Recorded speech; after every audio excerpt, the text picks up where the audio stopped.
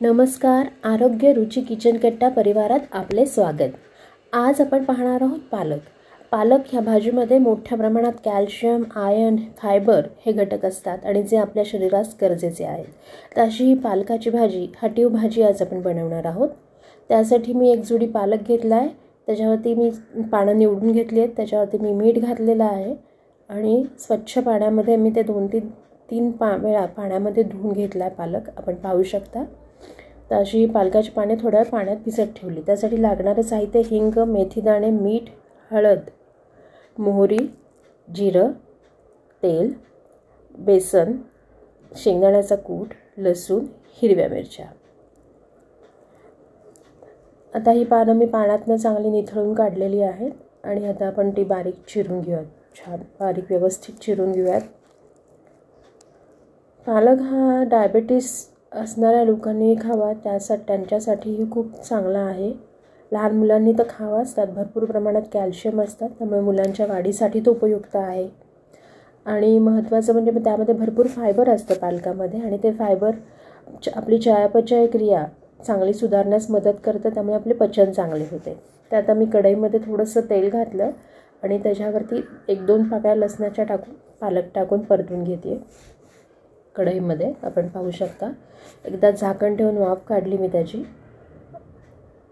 ते बघा, पालकामध्ये पाणी भरपूर असतं, त्यामुळे आपसूक त्याचं स्वतःचंच पाणी सुटलेलं आपल्याला दिसतंय बघा. अजून मी पाणीही घातलेलं नाही आहे त्यामध्ये. आणि असाच पालक आपल्याला कढईमध्ये आधी शिजवून घ्यायचा आहे. आपण पालक असा कुकरमध्येही शिजवू शकतो, पण मी मोस्टली कढईमध्ये शिजवून घेते.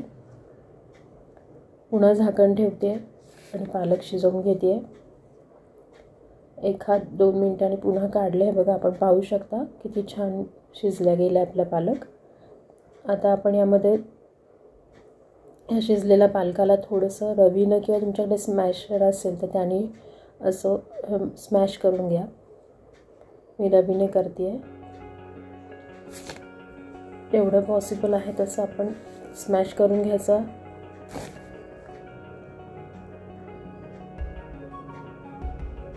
यामध्ये अजूनपर्यंत मी पाणी घातलं नव्हतं, आता पाणी घालते त्यामध्ये आणि पुन्हा आपण पाणी घालून तो पालक शिजवून ठेवतो, कारण की अजून थोडीशी शिजण्याची गरज आहे पालक. मी पाणी घातलं होतं, नंतर परत थोडा वेळाने आता रवीने ते चांगलं घुसळून घेते आहे, म्हणजे आपला पालक छान बारीक होईल आणि पाण्यामध्ये एकजीव होईल, असं मिक्स होईल ते. आता मगाशी मी दाखवलेलं मिरची, लसूण आणि थोडंसं जिरं घालून त्याचं वाटण केलं होतं, ते वाटण मी घातलं आहे आता आपल्या पालकाच्या भाजीमध्ये. आणि हे 2-2.5 चमचे मी हरभरा डाळीचं पीठ घेतलं होतं, बेसन पीठ. त्यामध्ये थोडंसं पाणी घालून त्याची पेस्ट बनवते. पेस्ट घातली त्यामध्ये पालकाच्या भाजीत पिठाऐवजी तर ती लवकर मिळून येते.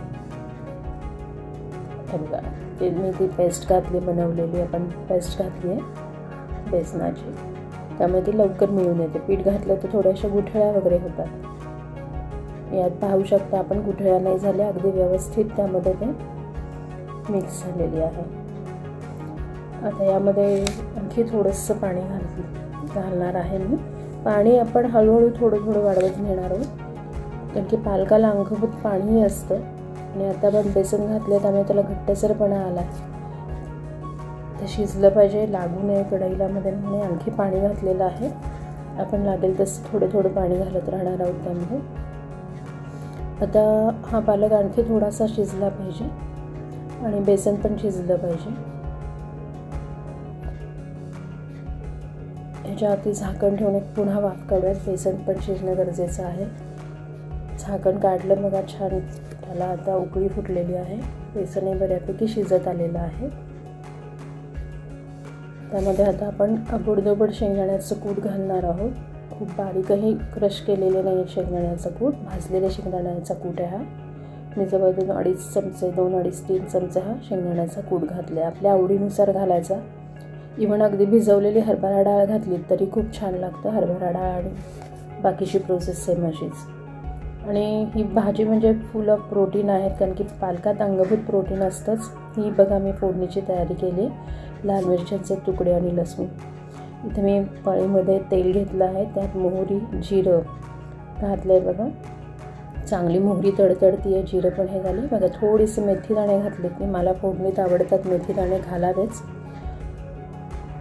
मी गॅस बंद केला आता आणि त्यामध्ये मग गॅस बंद केल्यावर मी लसणाच्या थोड्याशा कापलेल्या पाकळ्या होत्या त्या घातल्या.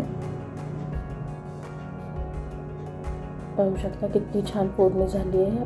मोहरी पण छान तडतडून झाली आहे. लसूण पण बघा जास्त लालही नाही झालेला.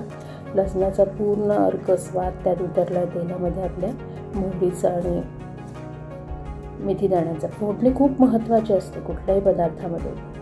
मी लाल मिरचीचे थोडेसे 2-3 तुकडे घातलेले आहेत. लाल मिरची घालू शकता आपण, फोडणीला आणखी खमंगपणा येतो.